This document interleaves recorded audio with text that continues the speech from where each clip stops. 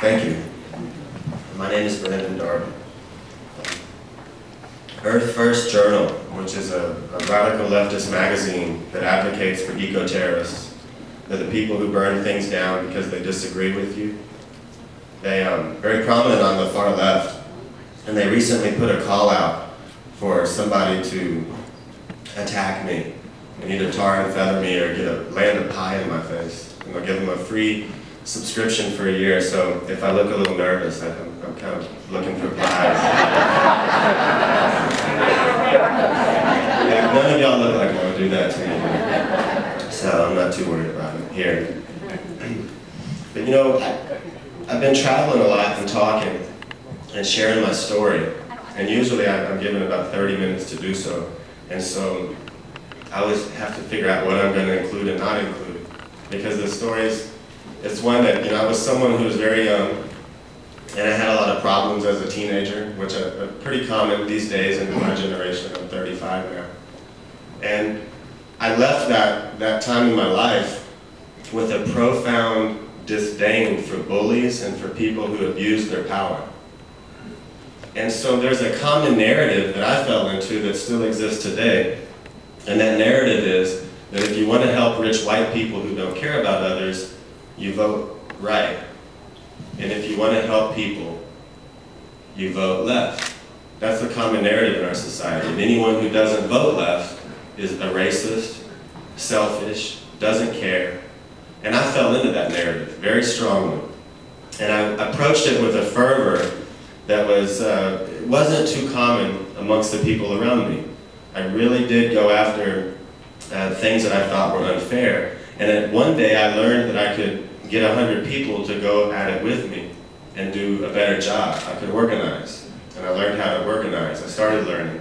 And very quickly, very prominent people on the left, and the radical left, they took me in. They realized that I had a lot of energy, and I could talk, and I could articulate my message, and they took me under their wing. And I believed in them very strongly because they were the former political prisoners who, at that time, I believed they were political prisoners, and I believed that they had been oppressed by our system.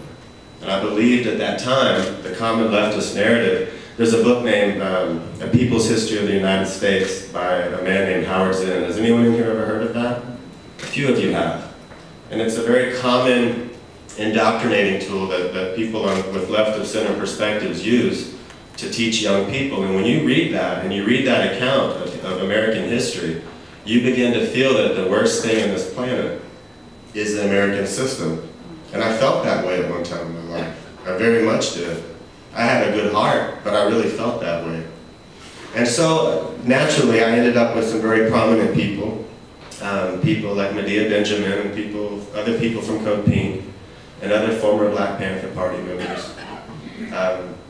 They took me under their wing. Several people who are very prominent in the Earth Liberation Movement took me under their wing, which is a far left environmental movement.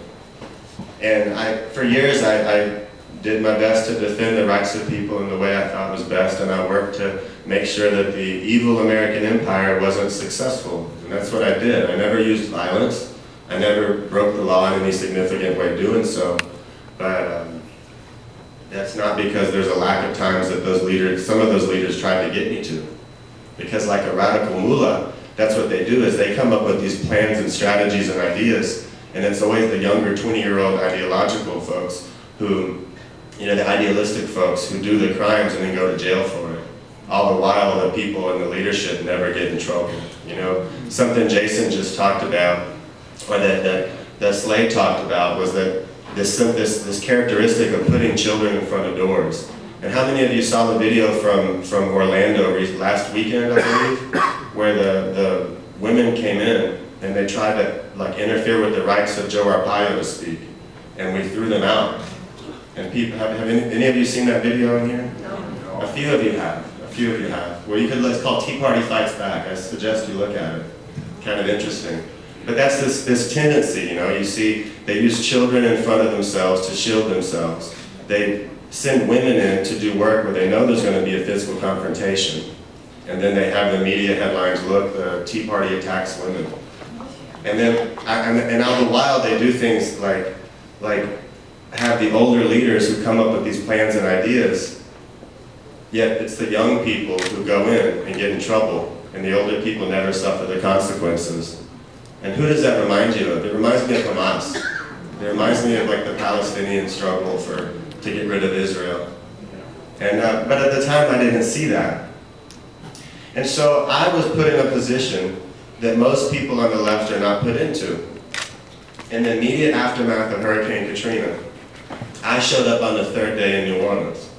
And I was able to go into an area, and we accidentally co-founded an organization that ended up very successful with 23,000 volunteers and a bunch of money. But the thing was, and that money came from folks like Michael Moore, and it came from Medea Benjamin and all the groups associated with these leftist groups that we are now hearing about and dealing with. But the thing that was interesting is there was a complete lack of government in an area of New Orleans called the Ninth Ward, about 11,000 homes. And when I say there was a lack of government, I mean there was a lack of government, a big lack of government. And you know, now I defend law enforcement so much, like so much of my day is spent trying to defend law enforcement, and I work with Andrew Breitbart to go after those who smear law enforcement. I'm very pro-law enforcement. And I say that because at that time in New Orleans, there were a few police officers who did they did things they shouldn't have done. And sometimes there were some deaths that occurred. There was an issue where a couple of black residents were killed and had their bodies burned. And now the police officers who did that are in prison, which that's our system worked. You know, there was a couple of bad apples. But I saw that stuff when I was there, and that only reinforced my radical ideology. That's when I really got radical left, and it reinforced that the police were pigs, and that everything in the system didn't care about people. And yeah, it just went down the line. And it really reinforced it. But having started this organization, and having worked with people who stayed and tried to defend their own community, because there was this area of about 11,000 homes, and the city, which was actually Democrats, it wasn't racist because it was black leadership, but it was Democrat. It was a Democrat-controlled city, county, and state at the time. And they did everything they could to use eminent domain for private commercial development and take these people's homes because they had wanted them for decades, business interests had. Well, I had a problem with that. I had a problem with it because it's people's homes, but I had a problem with it because I realized what that would do to private property rights. On a large scale, if there was that level of eminent domain, that level of local government taking away people's homes. So I began to advocate for those people. And very quickly, a lot of the leaders on the left said, Brandon, like, it's great that you're doing all these interviews and stuff, and it's great that you're doing this, but we don't defend private property rights. You need to say, you know, well, I defend private property rights. And they're like, yeah, that's not really what we do. And I started to think about it, and I was like, you know, I have some differences between me and these people. Because I do defend private property rights. And I guess I had never really thought of what it meant, you know, to hang out with a bunch of Marxists or communists or socialists. I'd never thought about the fact that it put a few people who thought of themselves as superior in a position to take whatever they wanted of yours simply because they felt like you didn't deserve it and one of their friends did. And I had never thought of that, I guess. I'd never really clicked, but it clicked because there it was in physical form in front of my face. And so that was an issue.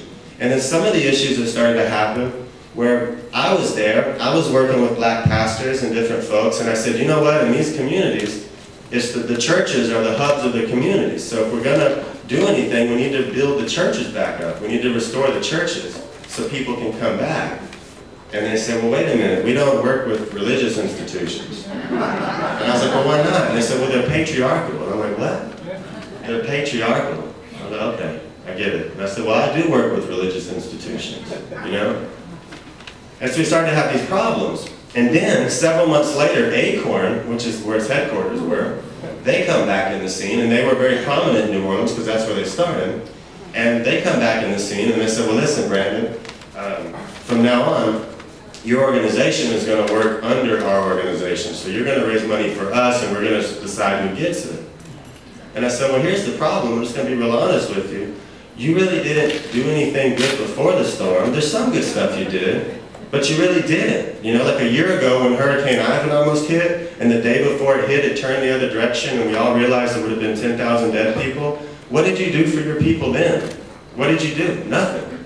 You didn't do anything.